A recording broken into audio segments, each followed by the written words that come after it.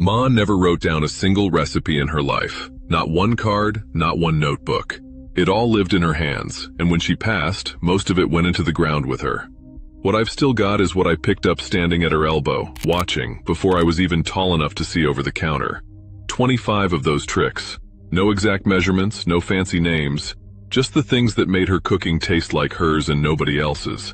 Let's go through them, and stick around because a couple of these will change how you cook for good. Start with the bacon grease can. Every stove in that kitchen had one sitting at the back, a coffee tin catching every drop of fat that came off bacon, sausage, fried chicken. That grease was the cooking fat for the whole week. Eggs, cornbread, green beans, all of it touched by that can. The rule was simple. Strain it hot while it's still liquid so the burnt bits don't sit in it and spoil the whole batch. Cold hands, cold everything for biscuit dough. Cold butter, cold buttermilk, hands rinsed under cold water before touching anything. Here's why it works. When cold fat hits a hot oven, the moisture in it flashes into steam, and that steam is what pushes the dough into flaky layers. Warm hands melt the fat in too early and you lose the layers before they ever start. Barely touch the dough. 10 seconds of handling, maybe less. Wheat flour builds gluten the moment it meets water and gets worked, and gluten means chew, which is exactly what you don't want in a biscuit. Overwork it and you get a hockey puck. Leave it alone and it falls apart tender in your hand. The screaming skillet for cornbread, cast iron, heated in the oven with grease in it until it's right on the edge of smoking. Then the batter goes in, and it should hiss loud. That sets the crust in seconds instead of letting the batter soak into a cold pan. A spoon of leftover coffee in the chocolate cake. Sounds strange, but coffee and cocoa share flavor compounds, and the coffee pulls those compounds forward, so the cake tastes more like chocolate, not like coffee. A pinch of salt in everything sweet. Salt quiets bitterness and makes sweetness read stronger on your tongue, so you actually need less sugar to taste the same sweetness. Leave it out and a dessert doesn't taste less salty, it just tastes flat. Now here's something I want you to actually try this week, not just listen to. Pick one of these tricks and do it in your own kitchen. And tell me down in the comments what your own grandmother, or the person who raised you, did in the kitchen that never made it onto paper. What did you watch and just absorb? I want to build a real record of these before they disappear completely. And if this kind of thing means something to you, hit subscribe, because we're doing this every single week. One more piece of a kitchen nobody wrote down. Back to the list.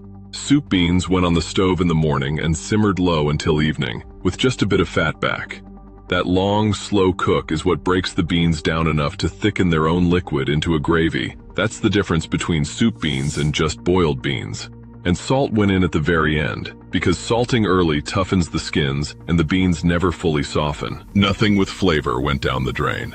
Bean liquor, ham bone water, potato water, all of it got saved and worked back into the next dish. Potato water especially went into bread dough, where the starch feeds the yeast and the loaf stays soft days longer. Killed lettuce, early spring greens wilted with bacon grease straight out of the skillet, still boiling, with a splash of vinegar cut into the fat. The heat wilts the greens instantly, and the acid keeps the fat from sitting heavy. It was the only green thing available in that early stretch of spring before the garden came in. Sawmill gravy started with browning the flour in hot grease first, until it turned the color of a paper sack, before any milk touched it. That browning cooks out the raw flour taste. Then the milk went in slow, off direct heat, or it seized into lumps you'd never smooth out. A half-pound of sausage, stretched with flour and milk, fed a table of 8. Buttermilk went into nearly everything. Biscuits, cornbread, pancakes. The acid in it reacts with baking soda to create lift, and that same acid tenderizes the proteins in the flour, giving you a softer crumb than sweet milk ever could. Leather britches. Green beans strung whole on thread and hung to dry for weeks until they went hard and papery. Drying pulls the moisture out below the point where anything can spoil. The same principle as jerky. Come winter, they'd soak overnight and simmer for hours with fat back, coming back deeper and earthier than any fresh bean. Crock-brining. Vegetables packed under salt water in a stone crock, weighted down with a plate and a rock so nothing floats above the brine. The salt holds back spoilage while the naturally occurring bacteria already on the vegetable turn the sugars acidic, and once it's sour enough, nothing harmful can survive in there. The one unbreakable rule: Everything stays under the brine, or it molds. Chow chow, made from whatever was still standing in the garden right before frost. Green tomatoes, cabbage, peppers, chopped, salted, and cooked down in vinegar and sugar. It wasn't really a recipe, it was an answer to a problem. The garden was dying, and this was how you didn't waste it.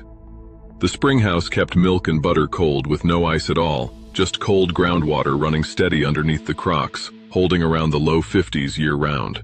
Rendering lard the right way meant low, slow heat, never scorched, strained clean while hot. Done right, it's nearly white and tasteless, and it makes a pie crust flakier than any store shortening can match. A spoon of vinegar in pie dough, the acid limits gluten development while you're handling the dough, keeping the crust tender instead of tough, and it bakes off completely, leaving no trace of flavor behind. A wild sourdough starter lived on the back of the stove, fed and used for generations. Older than some of the children in the house, this was how bread rose before store-bought yeast was ever an option. Reading hot fat by eye instead of a thermometer, a pinch of cornmeal dropped in tells you everything. Sit still, it's too cold. Scorches black, it's too hot. Dances and browns slow and even, and you've got it exactly right.